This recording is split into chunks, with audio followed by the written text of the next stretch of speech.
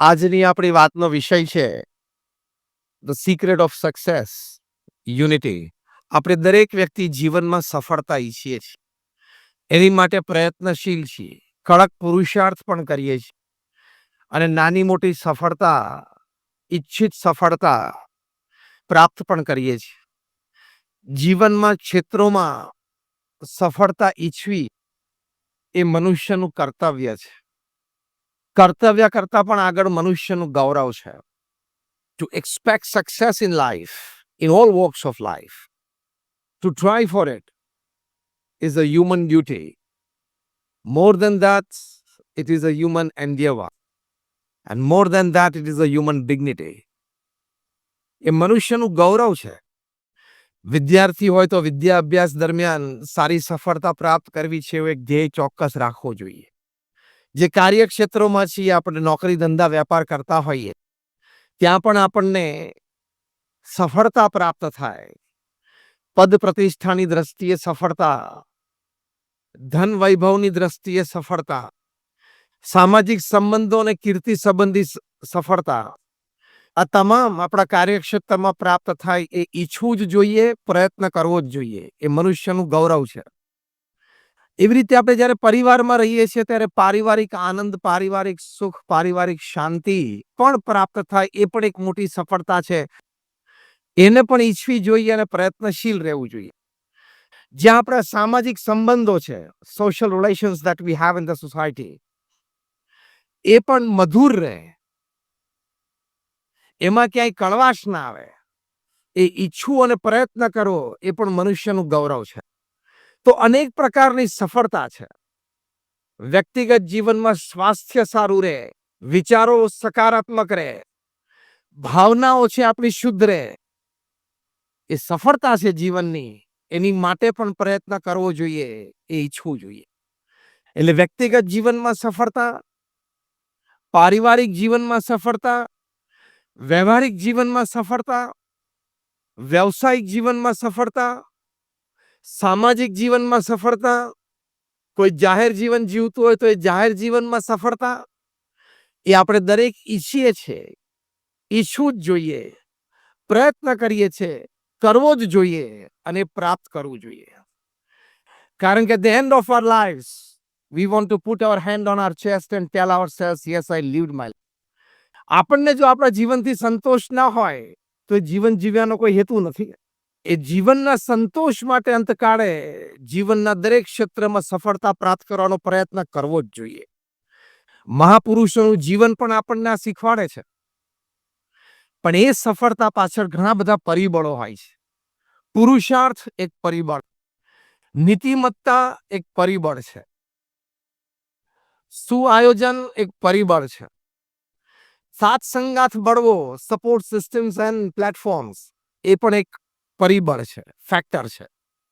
આવા અનેક પ્રકારના ફેક્ટર્સ આપણી સફળતામાં કામ કરતા હોય છે. પણ ખૂબ ઊંડા વિચાર પછી મહાપુરુષોને એક સદગુણ અત્યંત ગમ્યો હોય કે આ સફળતા માટે અતિ આવશ્યક છે, તો એ છે સંપ, એટલે કે યુનિટી. એટલે આપણી આજની આ વાત છે secret of success, that is unity.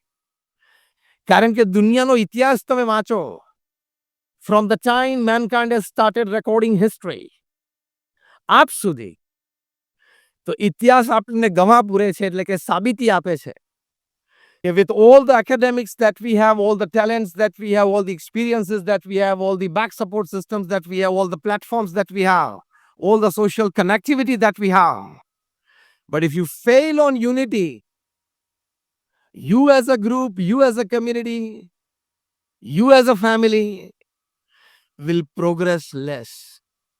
આપણે એમ નથી કહેતા કે સફળતા નહીં જ મળે, પણ ધારી સફળતા નહીં. અધર way round, less on academics, less on experience, less on know-how, less on support systems, less on social connectivity, less on platforms. But if you are strong in unity, જે આપણા ગુરુ હરિ મોહન સ્વામી મહારાજ કહે છે, સમ સુરત ભાવના એકતામાં જો સ્ટ્રોંગ હોય તો even a small force can create a magic. એટલે સફળતા માટે અનેક પરિબળોમાં સંપ એટલે કે યુનિટી એ બહુ જ મોટું પરિબળ. એ બીજા બધા પરિબળોને એમનેમ ખેંચી લાવે કે અને યુનિટીમાં બધા સાથે હોય તો એકની ખોટ બીજો પૂરે, બીજાની કંઈક ખોટ હોય તો ત્રીજો પૂરે, એમ એકબીજાના પૂરક બની જાય છે ને, એટલે સફળતા માટે સૌથી મોટું કારણ બની જાય છે. Why unity is the biggest reason for success in life? Because unity એટલે કે સંપ હોય ને ત્યાં એકબીજાની ખોટ અને એકબીજાના દુર્ગુણો એ બધું એ સંપની ભાવના નીચે ઢંકાઈ જાય છે, એટલે બહુ જ મોટી તાકાત બને છે. એટલે આપણા વડીલોએ કહેવત શરૂ કરી, સંપ ત્યાં, જોશથી બોલો, સંપ ત્યાં જંપ, સંપ ત્યાં આનંદ, સંપ ત્યાં જંપ, સંપ ત્યાં સુખ, સંપ ત્યાં શાંતિ. એ વાત આપણે ફરી કોક વખત કરશું, પણ આજે સફળતાની વાત કરીએ કે સંપ હોય તો કેવી સફળતા મળે. સ્ટીફન કોવીએ ખૂબ સારું પુસ્તક લખ્યું છે, 7 Habits of Highly Effective People. ખૂબ પુરુષાર્થ કરીને, ખૂબ સંશોધન કરીને આ પુસ્તક લખાણું છે. One of the top most management books ever return upon this planet. ઘણી બધી ભાષાઓમાં એનું ભાષાંતર થયેલું છે. ઘણી બધી યુરોપ અને અમેરિકાની બી સ્કૂલ્સમાં એના ક્રેશ કોર્સીસ ચાલે છે. 1 વીકનો કોર્સ હોય, 1 મહિનાનો કોર્સ હોય, 6 મહિનાનો કોર્સ હોય. ઘણી બધી ફોર્ચ્યુન 500 કંપનીઝે કમ્પલસરી કર્યું છે કે અમારા એક્ઝિક્યુટિવ્સ આનો ક્રેશ કોર્સ કરવો જ. એટલું આ વિશ્વ પ્રસિદ્ધ અને વિશ્વ માન્ય પુસ્તક છે.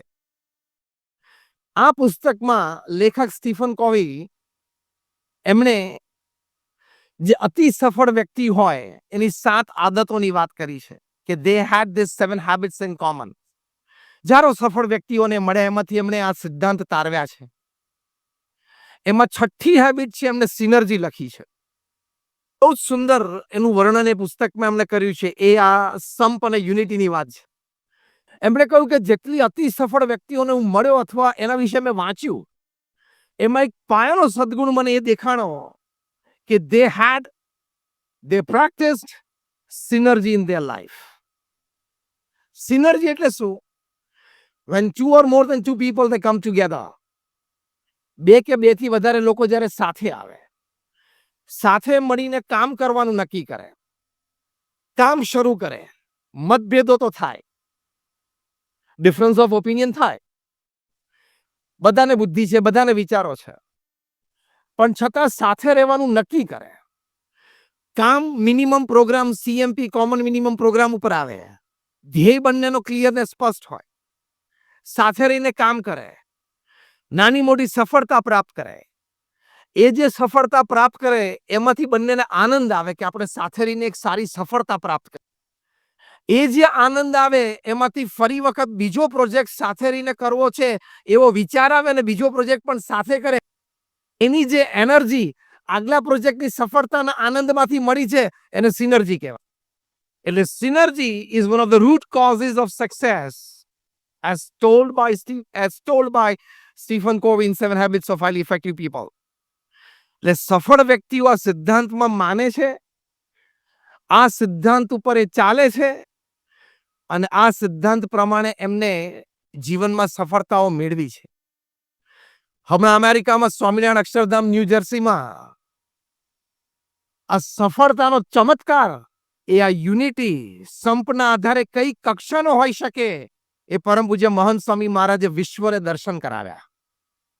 જે સિનર્જીની વાત સ્ટીફન કોવીએ કરી, એ synergy DAPS Swaminarayan Akshardham New Jersey રોબિન્સવિલમાં પ્રત્યક્ષ છેલ્લા 3 વર્ષમાં બધાને વિશેષ જોવા મળી.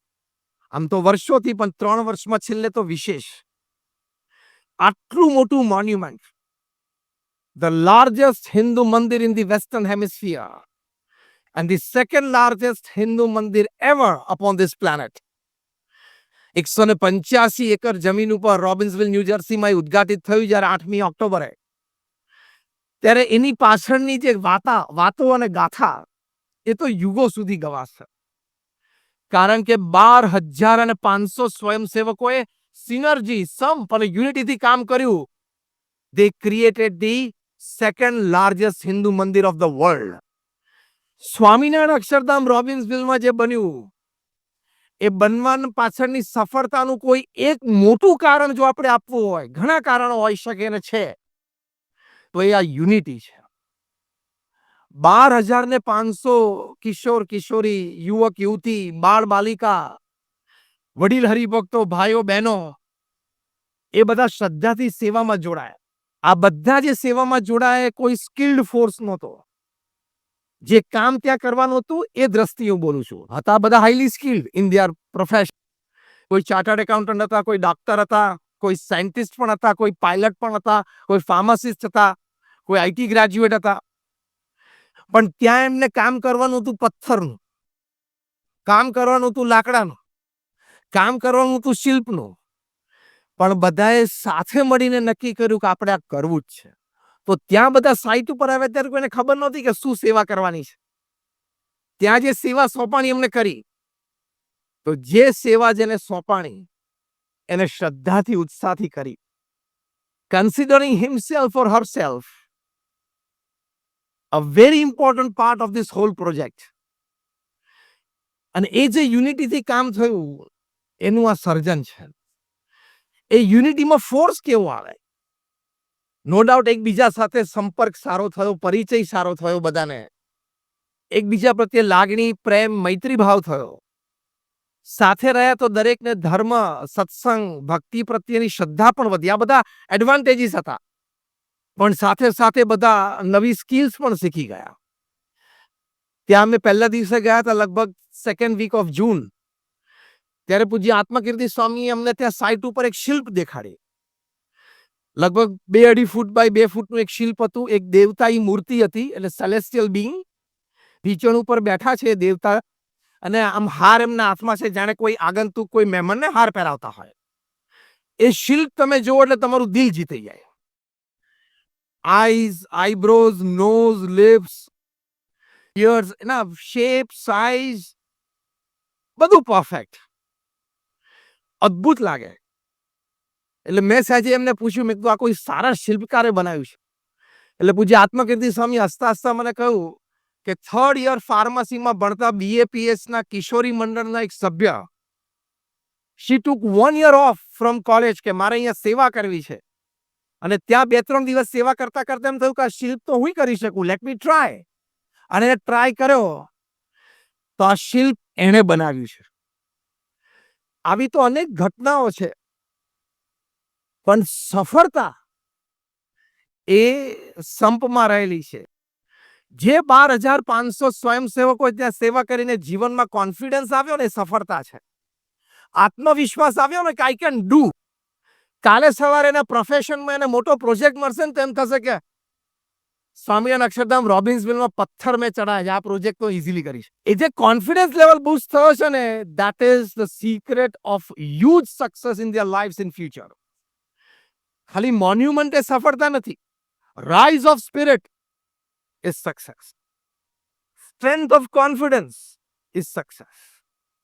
કારણ કે એના આધારે બીજા પ્રોજેક્ટ સફળતાથી કરી શકશે. એટલે સફળતાનું રહસ્ય એ યુનિટીમાં રહેલું છે, એટલે કે સંપમાં રહેલું છે. તમે જો 1990 સુધી ટોપ ક્લાસ મેનેજમેન્ટ ગુરુઝને તમે વાંચો, Stephen Covey, Og Mandino, Ken Blanchard, Anthony Robbins, Robin Smith, Jim Collins, બધા જ એવું માનતા હતા કે person with high IQ can work, can produce, can succeed. કામ કરી શકે, પરિણામ પ્રાપ્ત કરી શકે. IQ હાઈ હોવું જોઈએ, એકેડેમિક સારું હોવું જોઈએ. 1990 થી સિનારીઓ બદલાવા માંડ્યો. કારણ કે સિલિકોન વેલીમાં ખબર પડી બધાને કે people with high IQ are hired by people sometimes with less on IQ. આપણને ગર્વ થાય કે સિલિકોન વેલીમાં મારો ભાઈ કે મારો દીકરો કે મારા દીકરી ત્યાં જોબ કરે છે અને $250,000 કે $350,000 ની જોબ છે. પણ એને હાથમાં પૈસા કોણ આપે છે? એ પૈસા આપનાર વ્યક્તિ તો બીકોમ થયેલો જ છે, વ્હાઇટ અમેરિકન ઓનર. એટલે કોન્સેપ્ટ બદલાવા માંડ્યા. આખી વાત બહુ શાંતિથી સાંભળજો. Where unity works, what is the power of unity, how it can bring success. એટલે લોકોને ખબર પડી કે IQ કરતા કંઈક આગળ છે, એટલે ખબર પડી કે EQ, emotional quotient. Emotional quotient એટલે શું? It's all about empathy. તમને તમારી ભાવનાઓની પણ ખબર પડે. You understand your feelings and emotions. You understand the feelings and emotions of the people around you, people whom you're working with, people with whom you are associating yourself with. એ તમને ખબર પડે. એટલે તમે બુદ્ધિથી આગળ જઈને ભાવનાને પણ કન્સિડર કરો સંબંધોમાં અને કામમાં. એટલે EQ. એટલે people with high IQ were hired by people with high EQ. એ પાછું 15-20 વર્ષ ચાલ્યું. 2005-2010 પછી ખબર પડી કે સ્પિરિચ્યુઅલ ક્વોશન્ટ નામનું એક ત્રીજું ફેક્ટર છે. And people with high SQ, they are highly successful. ભણેલા ઓછું હોય, IQ કદાચ ઓછો હોય, પણ they are good in EQ and very high on SQ, spiritual quotient. એ લોકો અતિ સફળ છે. સ્પિરિચ્યુઅલ ક્વોશન્ટ જેનો હાઈ હોય એ વ્યક્તિ અતિ સફળ હોય. પછી સ્પિરિચ્યુઅલ ક્વોશન્ટ શું એનું એનાલિસિસ થયું કે કેવા સદગુણો હોય તો એ વ્યક્તિમાં સ્પિરિચ્યુઅલ ક્વોશન્ટ હાઈ છે એવું આપણે કન્સિડર કરી શકીએ. અથવા તો vice versa, spiritual quotient high હોય તો એ વ્યક્તિમાં કેવા સદગુણો હોય. બહુ રિસર્ચ થઈ.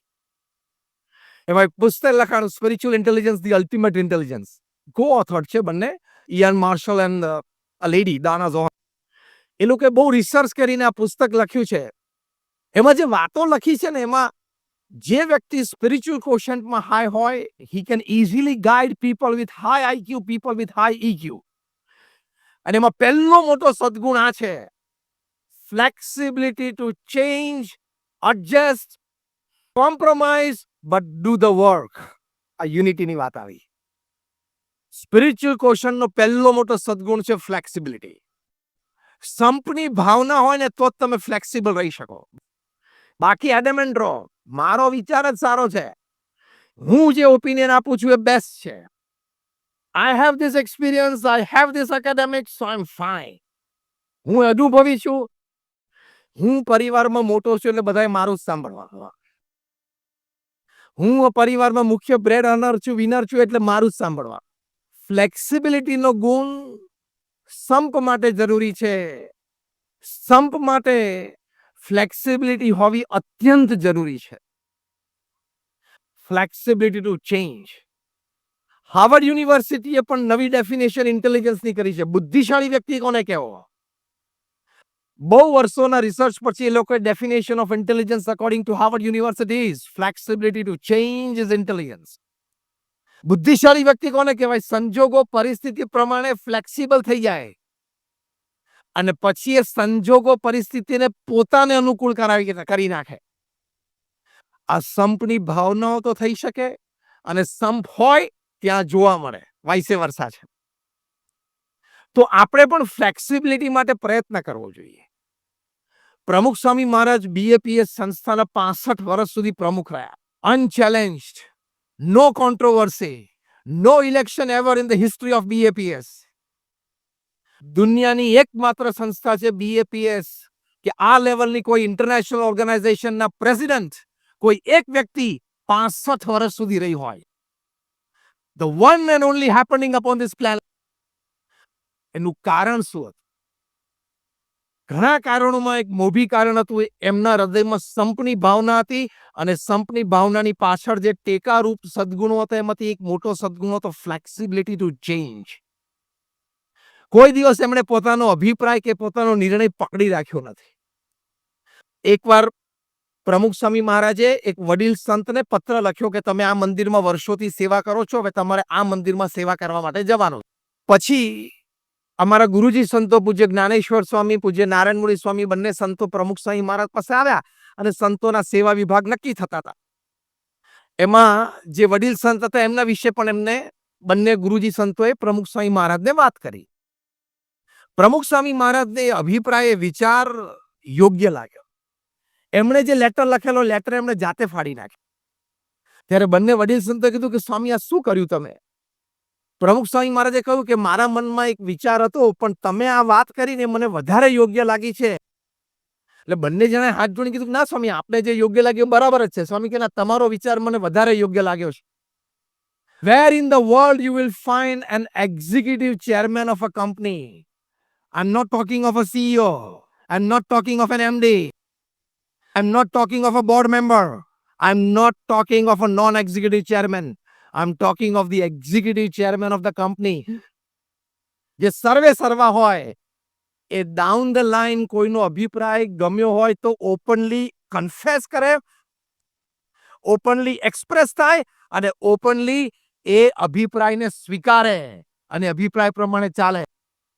That level of flexibility connects. That level of flexibility creates unity. ત્યાં સંપ જળવાઈ રહે. એટલે ફ્લેક્સિબિલિટી હોવી ખૂબ જરૂરી છે. ઘરમાં પણ ફ્લેક્સિબિલિટી જોઈએ છે કે નહીં? તમારે ભાખરી ખાવી હોય ને થેપલા આવે ટેબલ ઉપર એટલે શું? ફ્લેક્સિબિલિટી.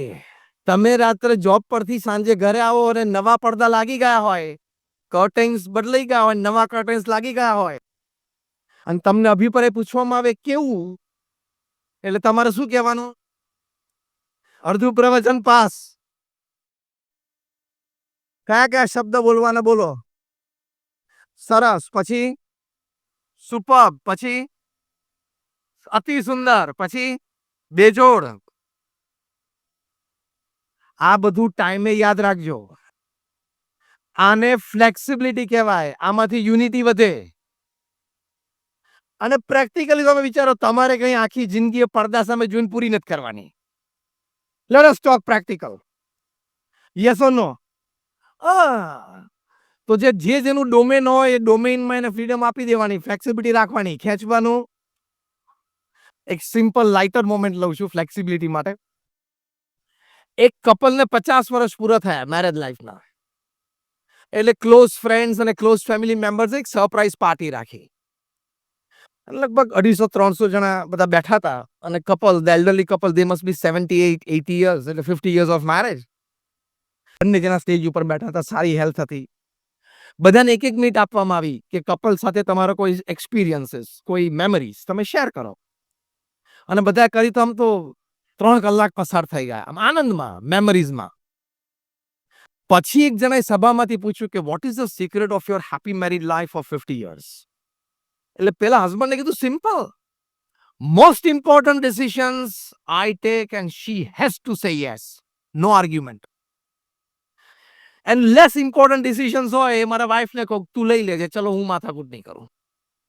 આમ બધા સ્તબ્ધ થઈ ગયા નહીં? આવી રીતે 50 વર્ષ ના ચાલે. યુનિટી જ તૂટી જાય. It is not a successful marriage. It is not a successful happy 50th anniversary. એટલે કોઈક બીજો ઇન્ટેલિજન્ટ વ્યક્તિ સભામાં બેઠો. એને પૂછ્યું કે sir, if you don't mind, can you list out the most important decisions that you take and your wife has to simply say yes? And the less important decisions that your wife takes and you have to simply follow, say yes. A list out તમે કરી શકો તો શું અમને વધારે એક્ઝામ્પ્લિફાય થાય? એટલે husband કે બહુ સિમ્પલ, કયું મારા વાઈફને જે લેસ ઇમ્પોર્ટન્ટ ડિસિઝન્સ લેવાના અને મારે આર્ગ્યુમેન્ટ નહીં કરવાની ને હાથ પાડવાની, એ પહેલું કયું હાઉસ પરચેસ કરવાનો, ઇન્ટિરિયર શું કરવાના, કાર કઈ પરચેસ કરવાની, ઇન્સ્યોરન્સ પોલિસી કઈ પરચેસ કરવાની, બાળકોને કઈ સ્કૂલમાં ભણવા અથવા કોલેજમાં ભણવા મોકલવાના, નવા વર્ષના દિવાળીના કપડા ફેમિલી મેમ્બર્સના બધા એ નક્કી કરે, શું પહેરવું, અમે બહાર જઈએ ત્યારે પણ કોણ શું પહેરે એ નક્કી કરે. વેકેશનમાં પિકનિકમાં કે ટૂર પર જવું હોય વીકેન્ડમાં તો પણ એ નક્કી કરે, ટિકિટ પણ એ પરચેસ કરે. એક્સટેન્ડેડ ફેમિલીમાં કયા ફેમિલી સાથે કેવા રિલેશન્સ કેટલા રાખવાના એ પણ એ નક્કી કરે.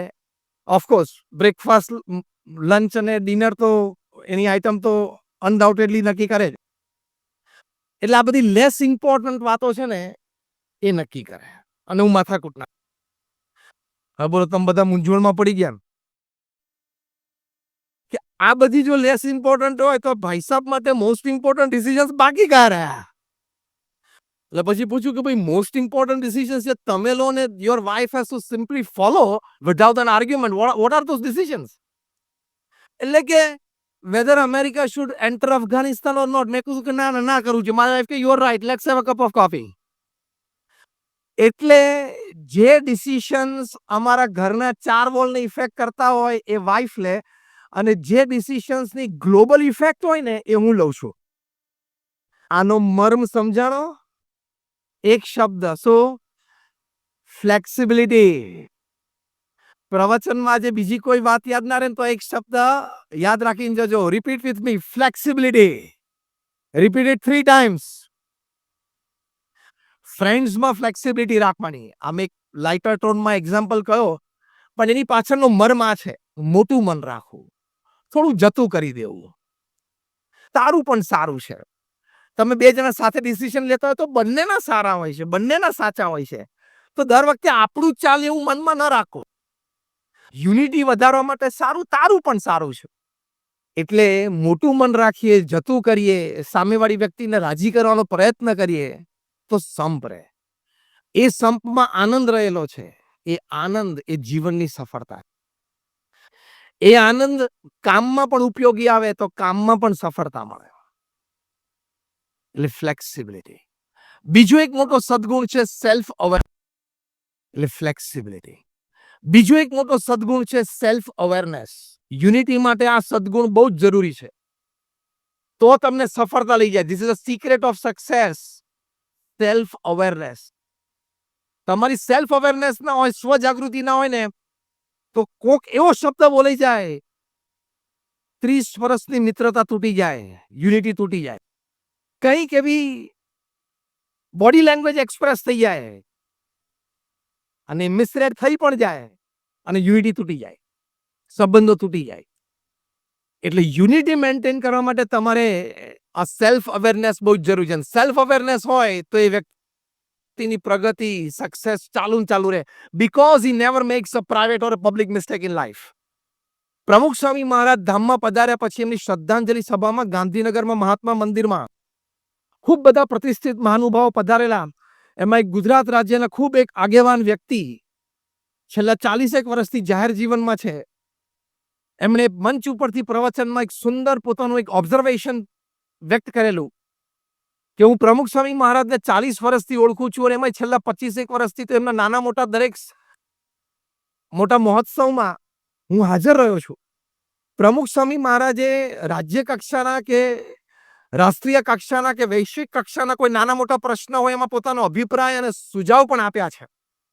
પણ મારો 40 વર્ષનો અનુભવ આ વ્યક્તિ બોલે છે કે મારો 40 વર્ષનો અનુભવ એ કહે છે કે એક પણ વખત પ્રમુખ સ્વામી મહારાજ જે 80 વર્ષનું જાહેર જીવન જીવ્યા, 80 years, 8 decades of public life, અને બધા જ નાના મોટા social issues, national issues, international ઇશ્યુઝમાં જાહેરમાં પણ ઘણી વખત અભિપ્રાય આપ્યો છે એમણે. પણ એક પણ વખત પ્રમુખ સ્વામી મહારાજના મુખે એક પણ એવો સ્લીપ ઓફ ટંગ, એક પણ શબ્દ નથી નીકળ્યો જેને લઈને કોન્ટ્રોવર્સી ઊભી થઈ હોય. આટલી સ્વજાગૃતિ જેના વ્યક્તિના જીવનમાં હોય એ વ્યક્તિને સફળતા મળે, કારણ કે there are no forces to pull him down and back. એમને ઓબ્ઝર્વ કરેલું.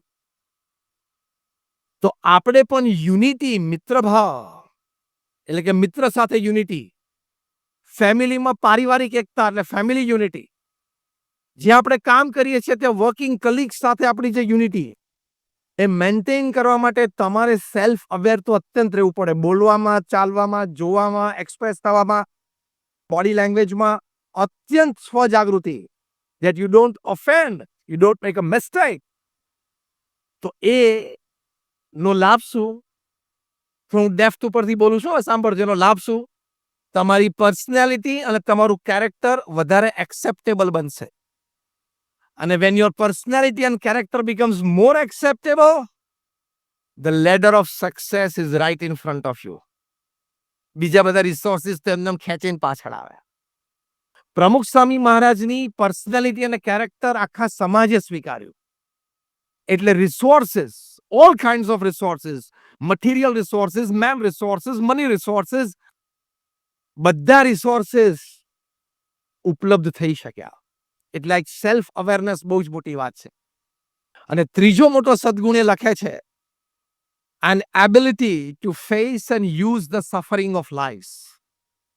લાઈફમાં સફરિંગ આવે, નિયર એન્ડ ડિયર વન્સમાંથી પણ આવે, પણ એ સંબંધ કાપતા પહેલા યુનિટીનો વિચાર કરવો, રેસિપ્રોકેટ થતા પહેલા યુનિટીનો વિચાર કરવો.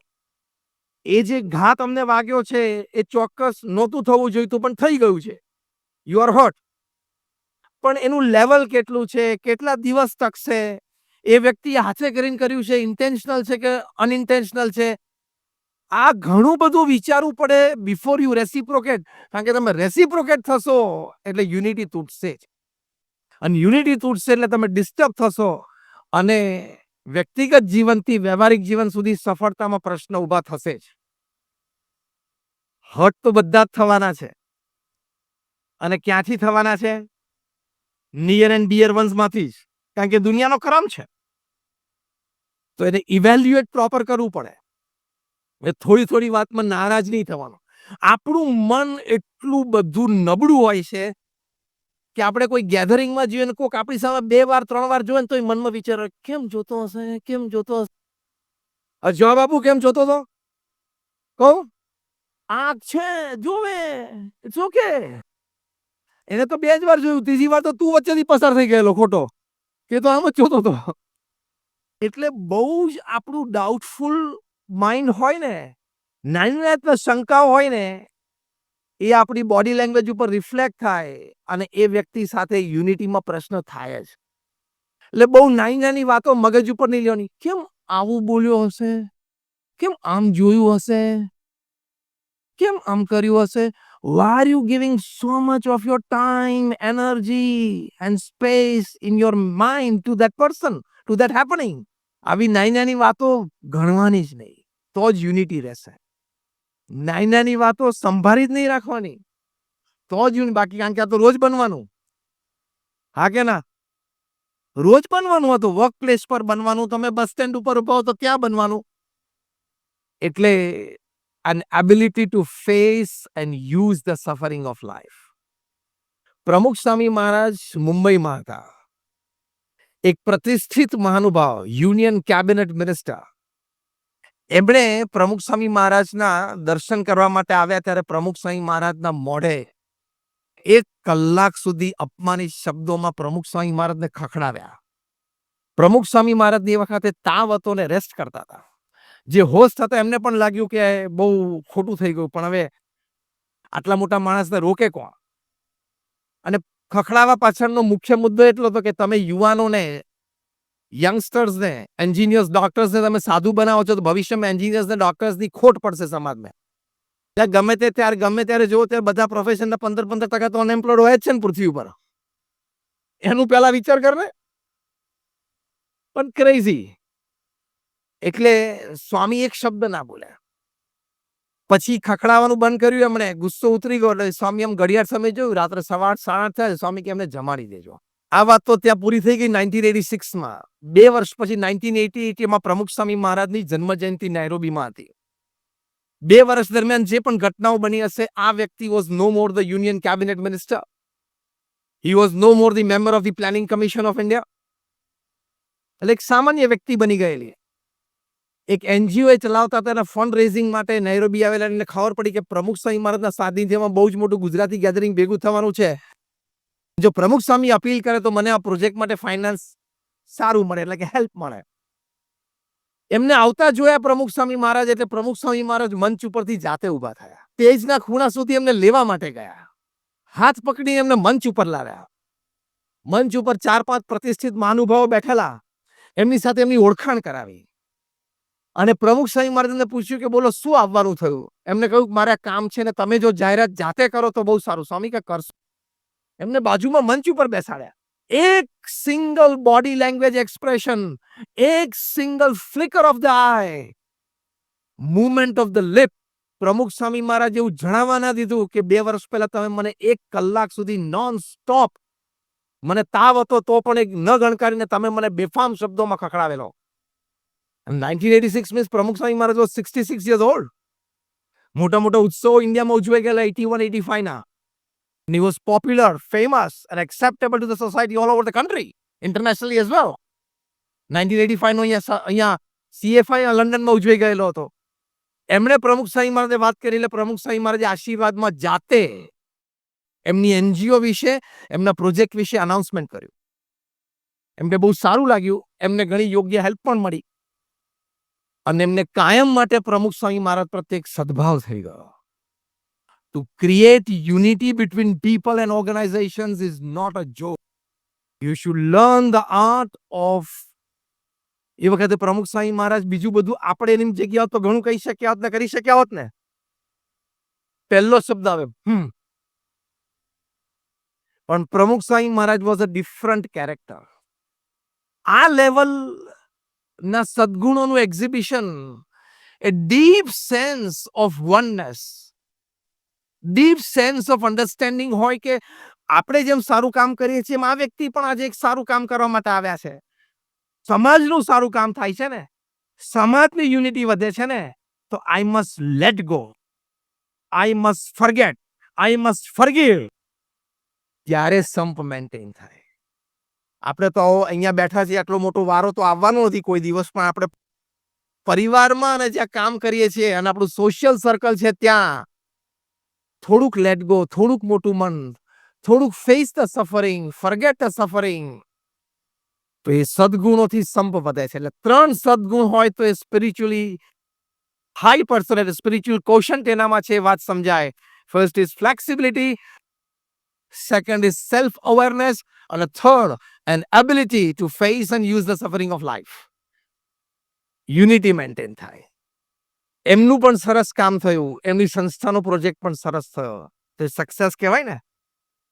Yes or no? તો secret of success is the sense of unity. One step ahead of the sense of unity, expression of unity. આ સદગુણ આપણે શીખવાનો. પૃથ્વી ઉપર એકેડેમિકલી ક્વોલિફાઈડ લોકોની કોઈ કમી નથી, ઢગલાબંધ છે. પૃથ્વી ઉપર પ્રોફેશનલી એક્સપિરિયન્સ પીપલની કોઈ કમી નથી, ઢગલાબંધ છે. પૃથ્વી ઉપર મોટા મોટા પ્રોજેક્ટ સિંગલ હેન્ડેડલી પાર પાડી શકે એવા વ્યક્તિઓની કોઈ કમી નથી, ઢગલાબંધ છે. એવા વ્યક્તિઓની કમી છે જે દુષ્કર પરિસ્થિતિમાં, કઠિન પરિસ્થિતિ અને સંજોગોમાં સંપની ભાવના રાખીને વ્યક્તિઓને સાચવી લે, પરિસ્થિતિને સાચવી લે, સંજોગોને અનુકૂળ થઈ જાય અને સફળતાપૂર્વક કામ પાર પાડે. એટલે પ્રમુખ સ્વામી મહારાજ એમના જીવનનું એક સૂત્ર બોલતા હતા. બહુ જ ગંભીર અને બહુ જ મોટી વાત છે. આપણને તો આ વાત પચવી બહુ જ અઘરી છે, પણ એક્ઝેક્ટ શબ્દ, આઈ am quoting Pramukh Swami Maharaj, not word to word but letter to letter. Pramukh Swami મહારાજ કહેતા કે ઝેર ખાઈને પણ સંપ રાખવો પડશે. ઝેર ખાઈને પણ સંપ રાખવો પડશે. એટલે શું? તમારું અપમાન થાય તો અપમાન ગળી જવું એ ઝેર ખાધું કહેવાય. તમારા સ્પર્ધકને માન મળે, લેસ ક્વોલિફાઈડ હોય પણ એને માન મળે, હસતા મોઢે વાતને, ઘટનાને સ્વીકારી લેવી, એ ઝેર ખાધું કહેવાય.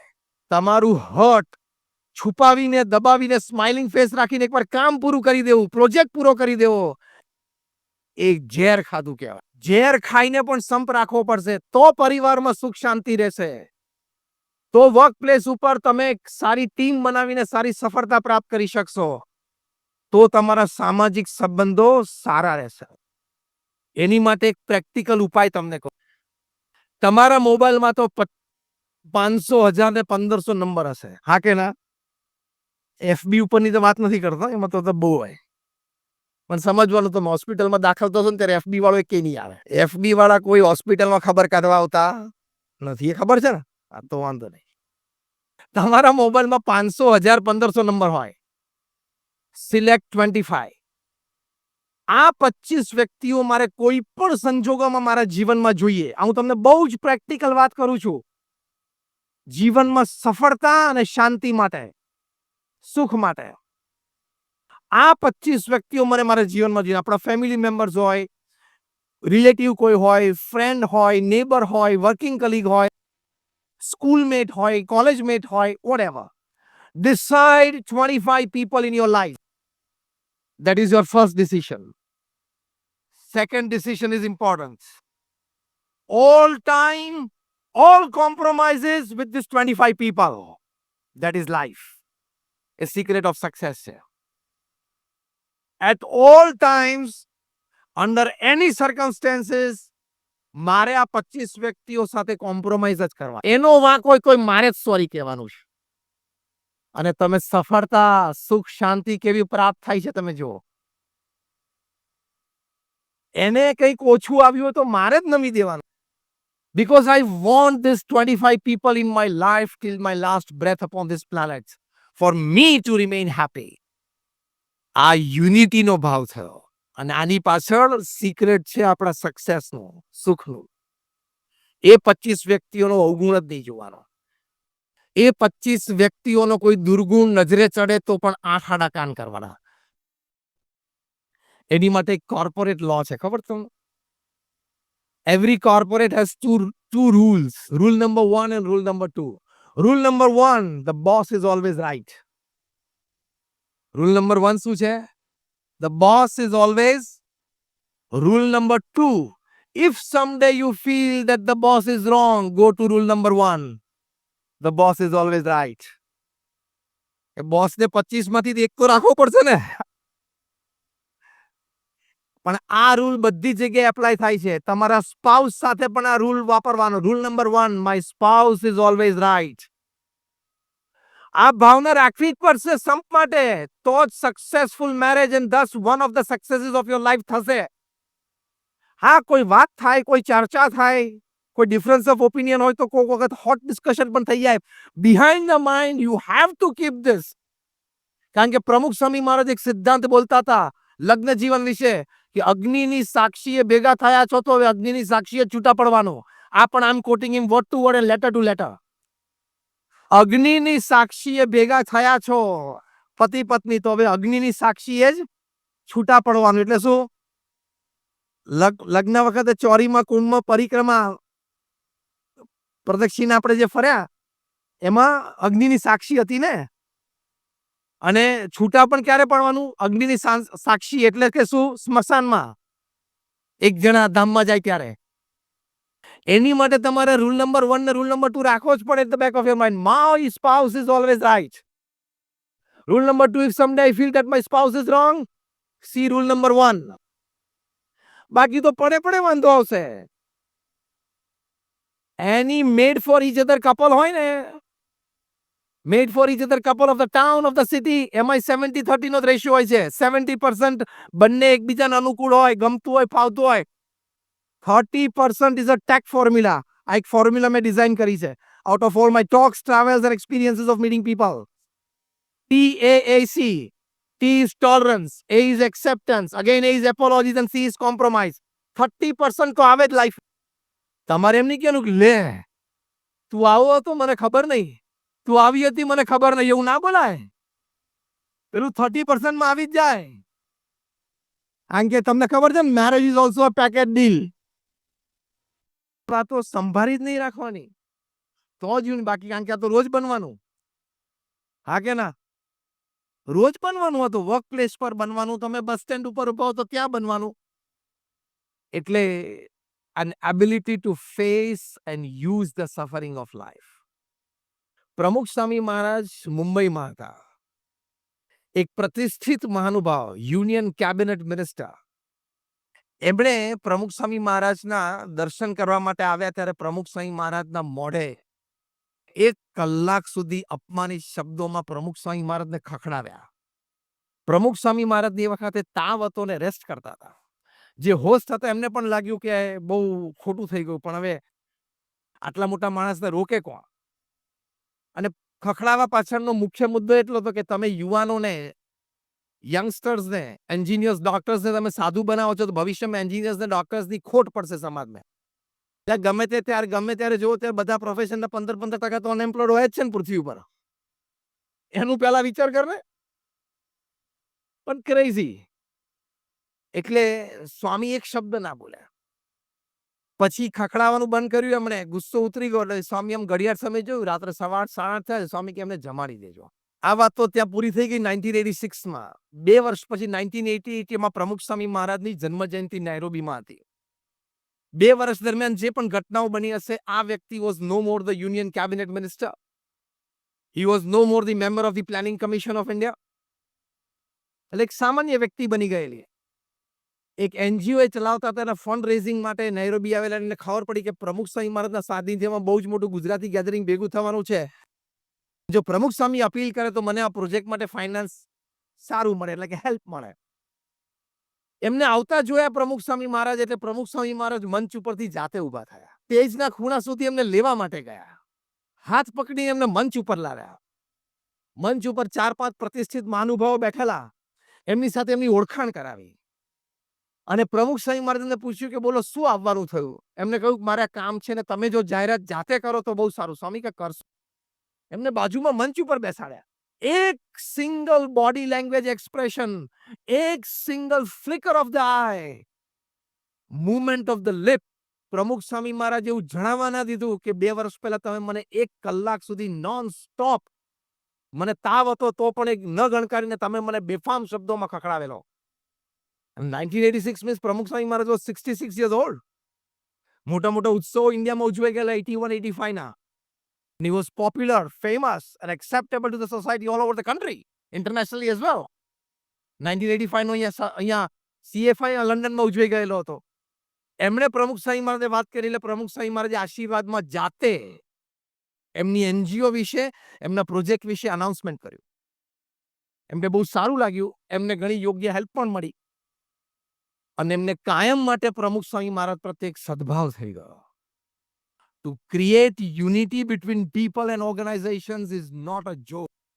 You should learn the art of. એ વખતે પ્રમુખ સ્વામી મહારાજ બીજું બધું આપણે એની જગ્યા તો ઘણું કહી શક્યા હોત ને કરી શક્યા હોત ને. પહેલો શબ્દ આવે